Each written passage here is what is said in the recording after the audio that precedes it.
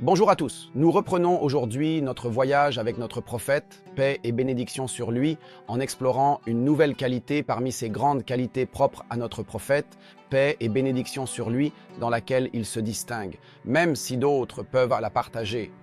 Cette qualité est la méditation et la réflexion, et notre prophète, paix et bénédiction sur lui, aimait méditer et réfléchir.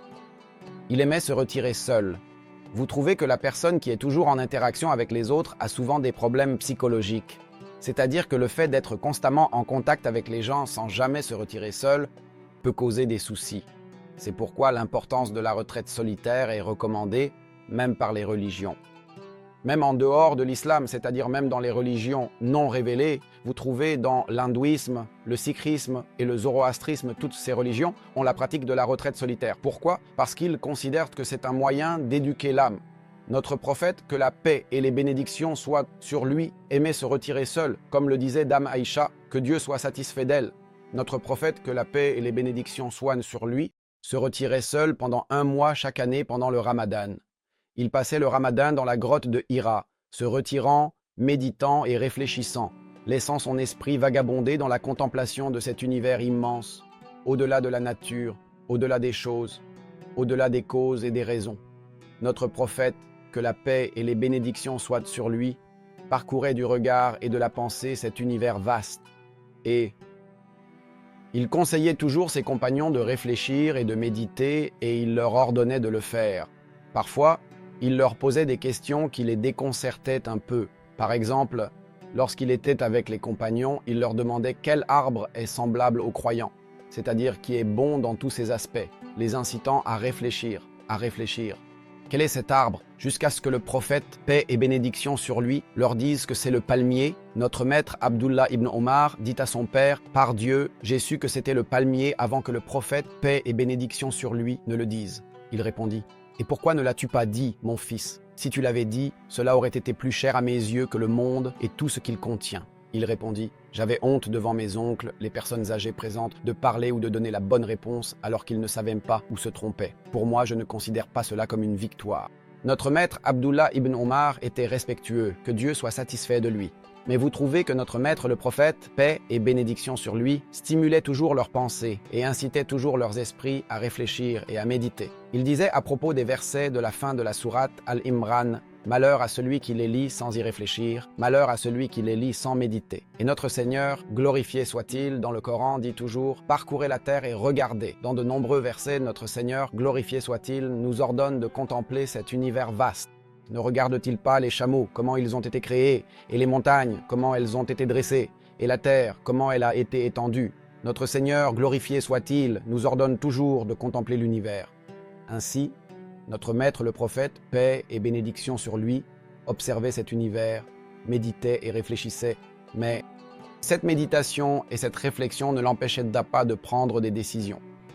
Il y a des gens qui sont très réfléchis et très indécis dans toutes les affaires, et qui pensent à ce que la situation exige, à ce que la situation deviendra, à ce qui se passera s'ils disent ceci ou s'ils font cela.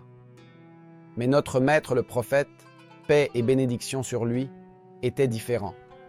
Il avait une réflexion et une contemplation, et en même temps, il avait une grande vivacité d'esprit.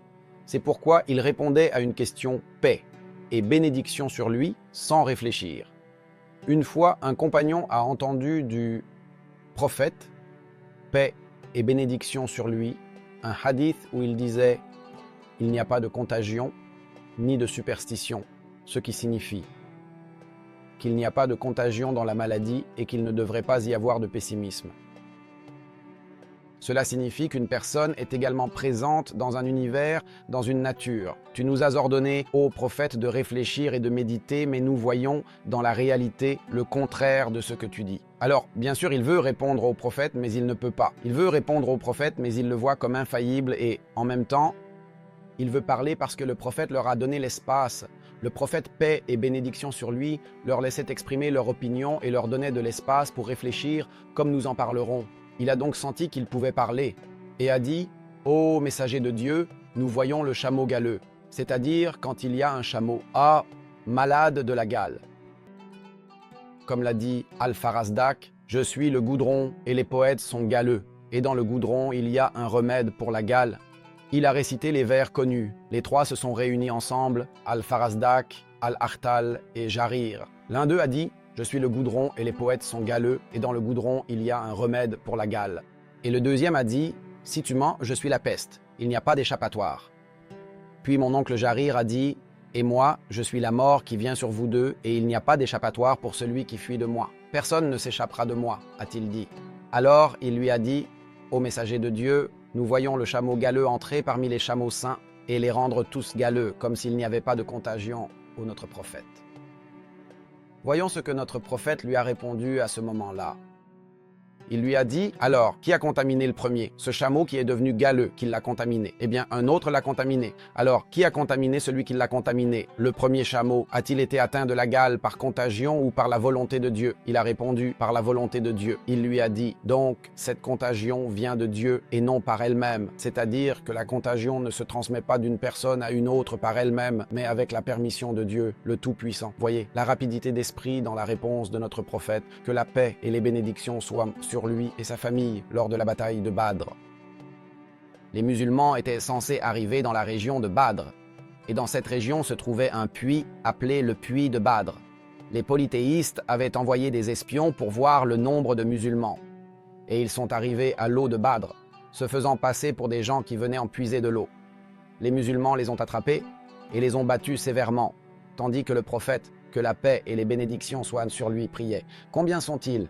Frappez-les. Il ne parle jamais, il ne sait pas, je ne sais pas. C'est-à-dire qu'il est très loyal envers les infidèles et les polythéistes. Il les frappait et lui, il ne sait pas, les deux. Et notre maître, le prophète, priait. Quand il a terminé sa prière, que la paix et les bénédictions soient sur lui, il a regardé et a dit « Laissez-les. Maintenant, regarde la question, regarde la rapidité d'esprit, regarde l'intelligence dans l'interaction. » Les musulmans voulaient en savoir combien il y avait de polythéistes. Alors le prophète, que la paix et les bénédictions soient sur lui, a dit « Combien de chameaux abattent-ils chaque jour? » Ils ont répondu, parfois 9, parfois 10. Alors le prophète, que la paix et les bénédictions soient sur lui, a dit, le groupe est de 900 à 1000.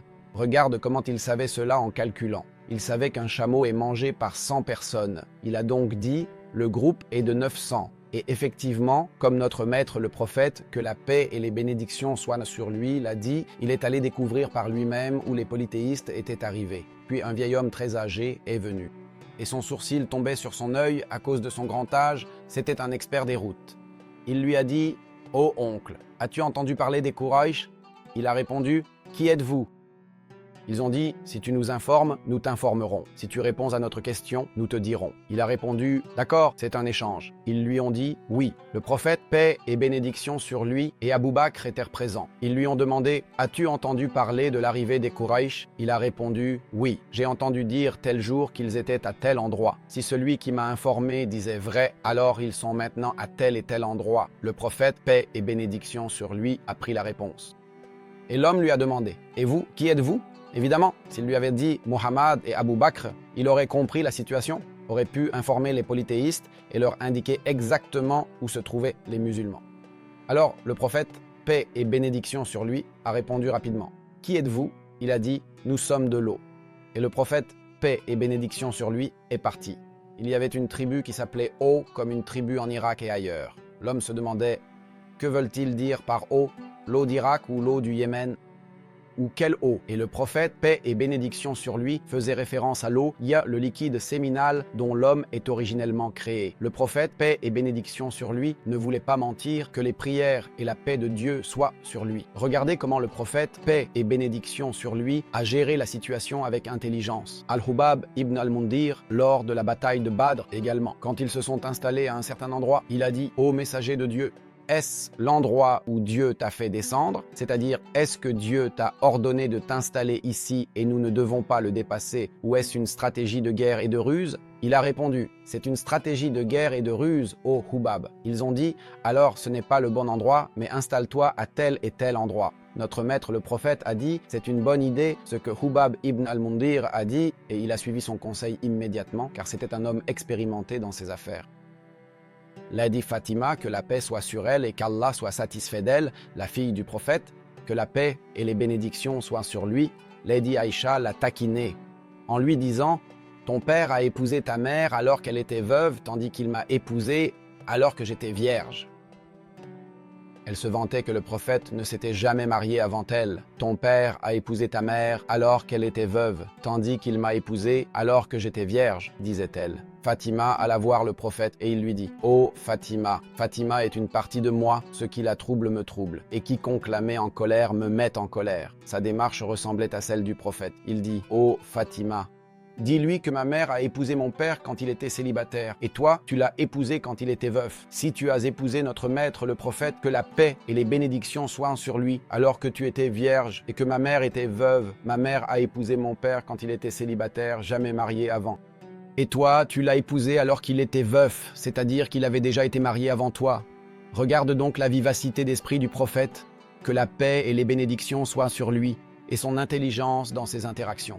C'est pourquoi souvent les personnes qui ont une grande vivacité d'esprit, c'est-à-dire une grande intelligence et une grande capacité d'observation, peuvent utiliser cela pour le mal et la ruse. Cependant, le prophète, que la paix et les bénédictions soient sur lui, ne l'a jamais fait. Il n'a jamais utilisé son intelligence pour tromper les gens, ni pour les piéger, ni pour nuire à quiconque. Au contraire, notre maître le prophète, que la paix et les bénédictions soient sur lui, l'utilisait toujours pour le bien. C'est pourquoi, en l'utilisant pour le bien, regarde les réformes qu'il a apportées dans cet univers vaste, car il était un homme intelligent. Et fais attention, cette vivacité d'esprit est une qualité. Des caractéristiques des prophètes est l'une de leurs qualités obligatoires, comme le disent les savants dans les livres. Si tu ouvres les livres de théologie dans les chapitres sur les prophéties, ils te diront que la vivacité d'esprit est une qualité obligatoire pour les prophètes. Cela signifie que le prophète doit être intelligent dans ses interactions. Personne ne peut le tromper par des paroles. Il est capable de répondre. Et ainsi était le prophète, que la paix et les bénédictions soient sur lui et sa famille. Il était intelligent et perspicace. Il contemplait l'univers et réfléchissait sans que cela ne l'empêche d'avoir une vivacité d'esprit dans différentes situations. Que les prières et la paix de Dieu soient sur lui, sa famille et ses compagnons. Comme nous l'avons dit, une telle qualité pourrait l'exposer au danger et au mal. C'est pourquoi nous devons parler, si Dieu le veut, la prochaine fois de la paix intérieure et extérieure de notre prophète. Que la paix et les bénédictions soient sur lui et sa famille. À une prochaine rencontre, si Dieu le veut. Je vous confie à Dieu, celui dont les dépôts ne se perdent jamais. Que la paix, la miséricorde et les bénédictions de Dieu soient sur vous.